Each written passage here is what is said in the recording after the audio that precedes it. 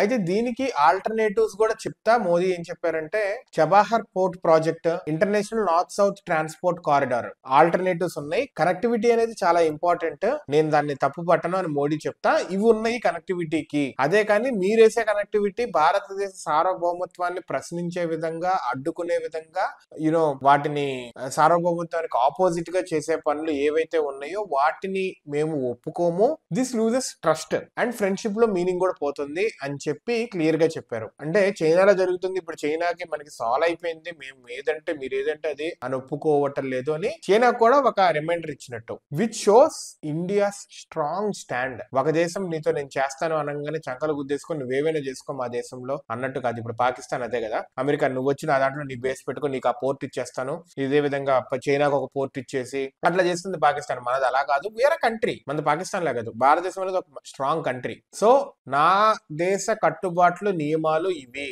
నన్ను నువ్వు ఎదిరిస్తాను అంటే నీతో నాకు ఫ్రెండ్షిప్ వద్దు అని చెప్పి క్లియర్ గా మెసేజ్ పంపించారు. మోదీయే క్లియర్ గా చెప్పారు ఎస్సీఓ మీటింగ్ లో, which is really a good thing.